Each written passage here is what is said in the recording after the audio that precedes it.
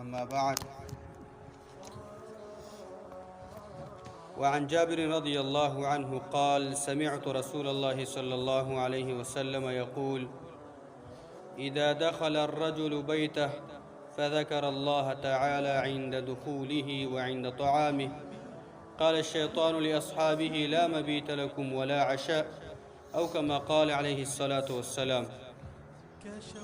کتاب ریاض صالحین سلم باب شروع. باب په باره د دې کې چې د خوراک په اول کې بسم الله ویل او په آخر کې الحمدلله ویل. په دې باب کې دریم نمبر حدیث دی.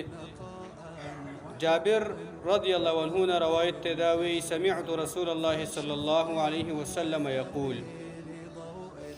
ما د رسول الله صلی الله علیه وسلم نه اوریدلی دي چې د الله پیغمبر فرمایي: اذا دخل الرجل بیته، کله چې یو سړی خپل کور ته داخلیږي، فذكر الله تعالى عند دخوله وعند طعامه، نو دا سړی کور ته داخلېدلو په وخت کې الله یاد کی، بسم الله وی، او د خوراک په وخت کې هم الله یاد کی، بسم الله وی. قال الشيطان لأصحابه، شیطان خپل ملګرو ته وی: لا مبیت لكم ولا عشاء، ای ملګرو ستاسو لپاره د شپې ځای هم نشته او ستاسو لپاره د شپې خوراک هم نشته. شپه هم په د کور نه بهر راله، لارو کوڅو کې به چېرته پراته وي او خوراک هم نشته دی. نن شپه زموږ نهاره شوه. دا هغه سړی چې کله کور ته داخلیږي بسم الله وی، خوراک ته کینی د خوراک په وخت کې بسم الله وی. واذا دخل فلم يذكر الله تعالى عند دخوله، او کله چې یو سړی کور ته داخلیږي هغه د الله نوم یاد نه کي په وخت داخلېدلو کې بسم الله ونه وی. قال الشيطان، شیطان وی خپل ملګرو ته: ادرکتم المبیت، د شپې ځای خو پیدا شو، یعنی تاسو د شپې ځای راګیر کو، د شپې بندوبست مو شو. واذا لم يذكر الله تعالى عند طعامه، او کله چې دا سړی د خوراک په وخت کې الله یاد نه کي، بسم الله ونه وی. قال شیطان خپل ملګرو ته وی: ادرکتم المبیت والعشاء، وی تاسو د شپې ځای هم راګیر کو او د شپې خوراک هم تاسو راګیر کو، یعنی د شپې بندوبست مو شو او د شپې د ډوډۍ بندوبست مو شو. یعنی دې حدیث کې فائدہ ده چې د نبی صلی الله علیه وسلم موږ تاسو ته د ذکر فضیلت ذکر کوي، فضیلت د ذکر، غورواله د ذکر، او دا ذکر د الله نوم یادول په وخت د داخلېدلو کې، په وخت د خوراک کې، په لاره باندې، نو په دې سره شیطان دا منع کېږي. شیطان به د تا نه ګرځي، ستا په خوله باندې او ستا په ژبه باندې چې د الله نوم وي، انشاءالله شیطان به تا ته نه نږدې کېږي. دویمه فایده پکې دا ده، شیطان ته وګورئ ښه. شیطان د انسان د په دشمنۍ کې هر وخت ناست دی او فرصت او موقع ته ګوري چې کله به دا انسان دا د الله د نوم نه غافله کېږي او زه به ورباندې حمله کوم. کله چې تم د الله نوم نه یادې، یو کس د الله نوم نه یادوي هر حال کې، نو ته پوه شې دا انسان دا دغه شاته د شیطان دغه انسان سره دی. انسان چې کله غافلی د الله نوم نه یادوي، د انسان څه د شیطان څه کوي، دا ډېر په تیزۍ باندې ورځي او دغه شیطان هغه دوکه کوي، هغه ګمراه کوي، هغې د غلط سوچونه وراچوي، هغه د الله تعالی نه دغه شاته به خلاف لاره باندې بوځي. او بله فایده په دې حدیث کې دا ده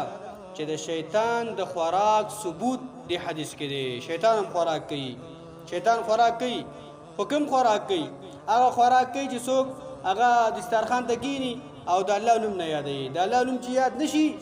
نو هغه دسترخوان کې به شیطان هم ناست دی، هغه هم پکې خوراک کوي. یو حدیث کې راځي، روایت طبراني دی، وی یو سړي نبی صلی الله علیه وسلم سره خوراک کو، وی دې سړي خوراک وکړو تر دې چې و مړی یا دو مړی د دې سړي خوراک پاتې شو. دې سړي ته ورپه یاد شو چې ما بسم الله نه ده ویلې، نو دې سړي ویله بسم الله اوله واخره، دا دعا یې ویله، بسم الله اوله واخره. وی د الله پیغمبر صلی الله علیه وسلم ویله: وما زال الشیطان یأکل معه فلما ذکر اسم الله عز وجل استقاء ما فی بطنه. الله پیغمبر ته ویله وې دې سړی سره شیطان لګیا او خوراک کو خو کله چې د سړي د الله نوم یاد کو بسم الله اول او اخر او دا دعا ویله چې کوم د خوراک د منځ خوراک دعا ده وې دی شیطان چې څه خوړلي ټولې الټې کړې ګډه کې چې څه ټولې الټې کړې نو دا دعا هم ګوره یاد ساتل پکار دي چې کله د خوراک په اول سره چانه بسم الله یرش غفلت د وجه نه نو پیګري وتري نو په منځ کې دا خوراک دا دعا وي یا اخرنی ټایم کې چې و مړې دوه مړې پات هغه ټایم کې وي یا ته موړ شوی او در پیاش دي بسم الله می نه د ویلي نو بسم الله اول او اخر او داغه نه بعد و مړې دوه مړې شو کا ناغه خوراک چې تا کم کړی دی هغه به الله تعالی شفا او هغه به الله تعالی روغ راولي او شیطان چې په خوراک کې تاسو سره کوم خوراک کړی دی هغه په نه یاد ورته الله تعالی په نوم باندې هغه به شان شیطان الټی کی یعنی شیطان خوراک کم دی هغه خوراک دی چې دغه شان د خلک بسم الله ورته لګي بل حدیث کې راځي شیطان خوراک دغه شان د اړوکی او کوشیان هم دي روایت بخاری کې راځي ابو هريره فرمایي وی نبی صلی الله علیه وسلم ابو هريره ته ویلا وی چې زما د پاره څه ګټه څه کاڼي راوړه چې زه په هغه باندې استنجا وکم خو نبی اسلام ته چې ولا یاتینی بعظم ولا روثه